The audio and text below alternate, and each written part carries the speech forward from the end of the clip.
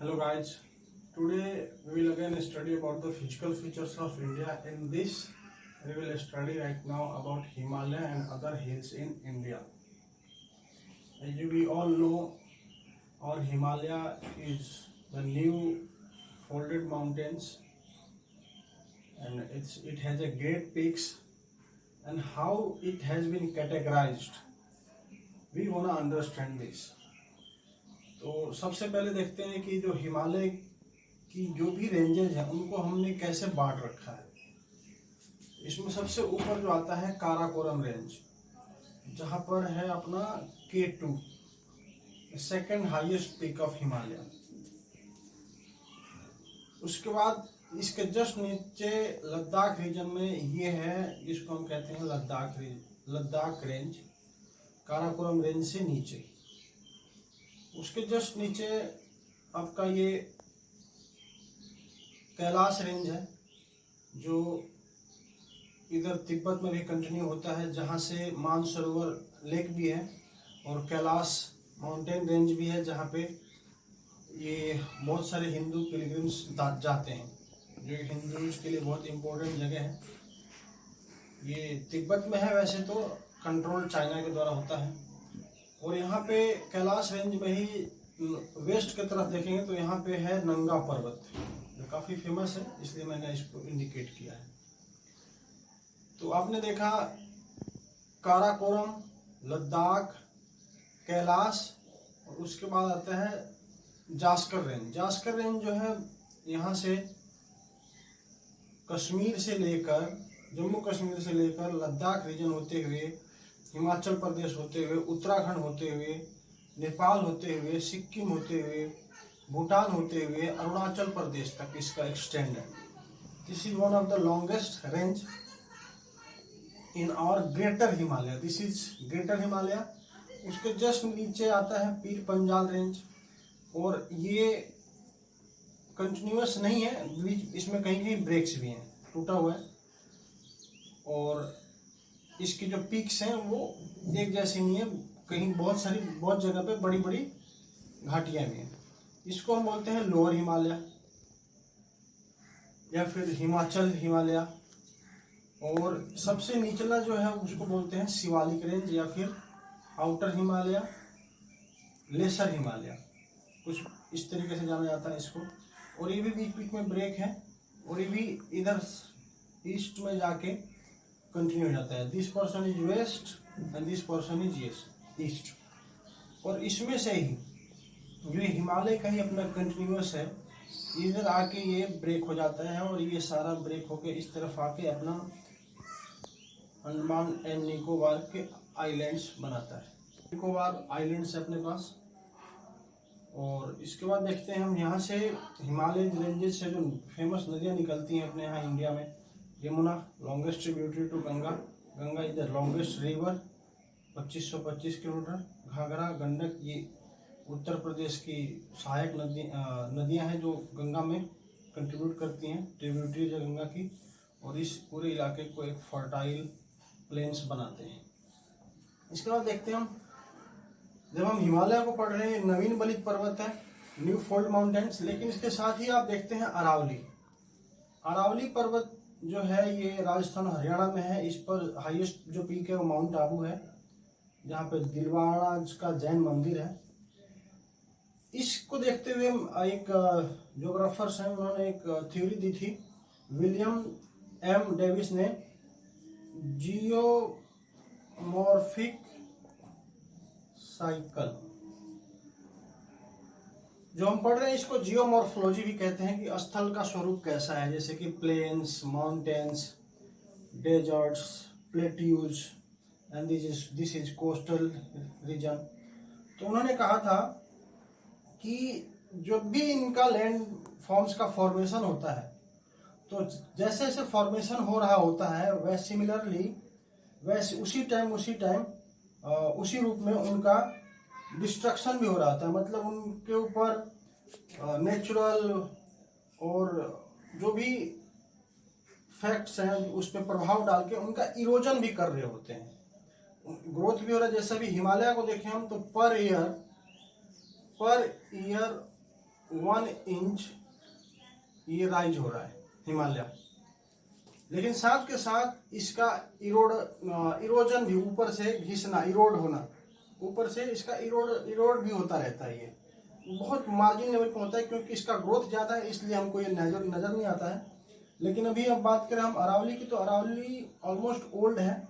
3 stage होती है basically, young, maturity and old.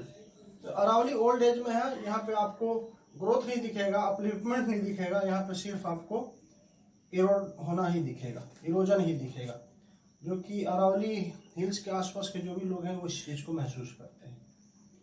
Himalaya से निकलने वाली जो नदियां हैं वेस्ट में पाकिस्तान की तरफ जाती हैं, पंजाब में भी आती हैं, वो इस तरीके से इंदु, झेलम, रवि और सतलुज। आप इसको याद इस तरीके से रखते हैं, IJ, I रेफर्स फॉर 9 और J refers for 10 in alphabetical order of ABCD।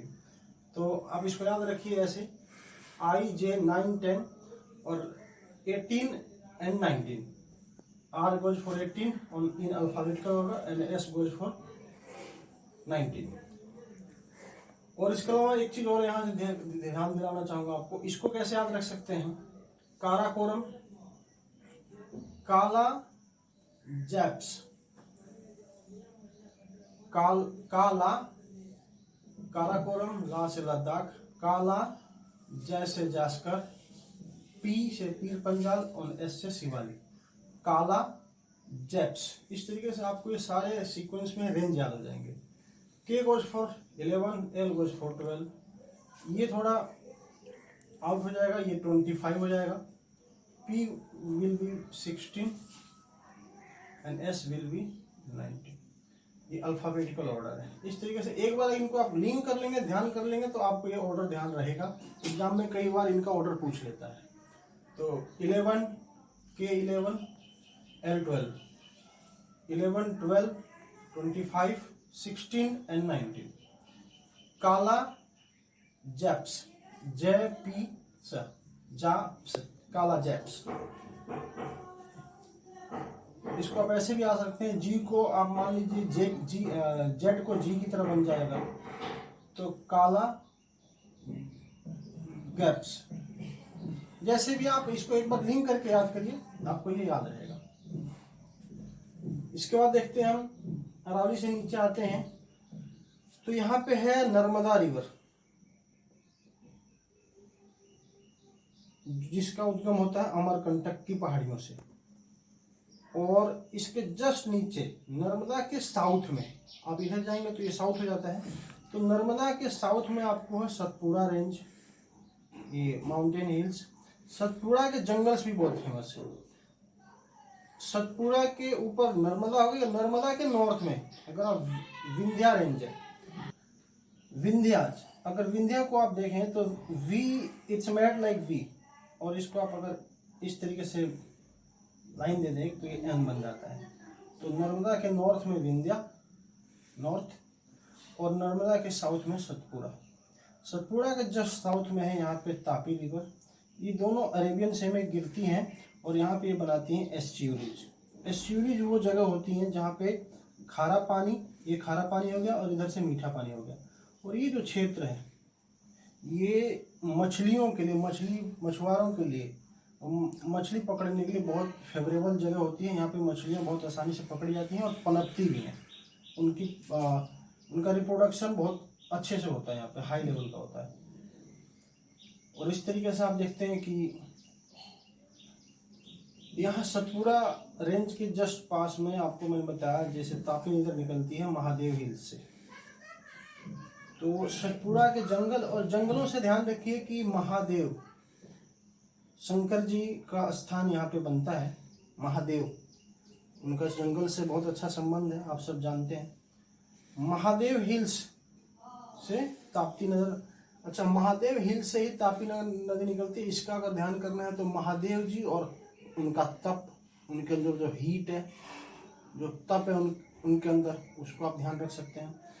और उनके अंदर जो हीट है, जो उन्होंने विष पान किया था, समुद्र मंथन में जो विष निकला था उसको उन्होंने अपने गर्दन में कंठ में रख लिया था, जिससे उनको नीलकंठ भी बोलते हैं। और इसी वजह से उनको दूध का, जल का हमेशा उनके ऊपर अर्पण किया जाता है। जो शिवलिंग है, वो शिवलिंग बेसिकली एक सिंबल है। शिवलिंग का बहुत लोग गलत मतलब निकालते हैं, उसका संस्कृत में शब्द होता है शिष्ण।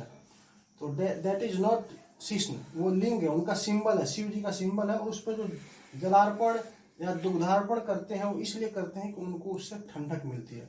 आप गर्म जले हुए पे दूध डालेंगे ना तो फफोले नहीं बनेंगे, कच्चा दूध। तो ये रीजन है कि शंकर जी को हमेशा दूध और पानी चढ़ाया जाता है। नेक्स्ट, तो इस तरीके से याद रखिए कि महादेव हिल्स से तापी नदी निकलती है। और आगे देखते हैं कि महादेव हिल्स के जस्ट ईस्ट में, साउथ ईस्ट में नीचे की तरफ आप जाते हैं तो आपको महेंद्रगिरी पर्वत भी मिलता है। आपको इस तरीके से याद रख सकते हैं, महादेव हिल्स और इसके साउथ ईस्ट में आपको मिलता है यहाँ पे, जिसकी हाइट है 1501 किलोमीटर, महेंद्रगिरी पर्वत। दिस इज द महेंद्रगिरी पर्वत। अगर आप इस तरीके से इसको याद रखेंगे, यहाँ पे कहीं भी लोकेट कर देंगे, मैप्स में फिल करने के लिए आता है, आपको नंबर मिलेगा।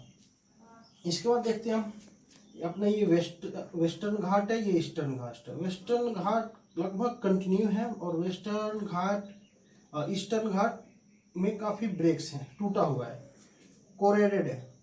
तो यहाँ पे देखिए कि इस तरफ बीचेज हैं, चाहे वो मुंबई हो, गोवा हो। और यहाँ पे आपने देखा होगा कि जब बारिश आती है, जब बारिश चली जाती है तो आप देखते हैं कि बहुत सारा कंकड़ हमें नज़र आता है मिट्टी पे, जो भी ऊपरी लेयर है। तो इस तरीके से आप याद रखिए कि इन क्षेत्रों में भी बहुत सारे कंकड़ पाए जाते हैं, जो बीचेज हैं। रेन, वहाँ बारिश आती रहती है इस वजह से।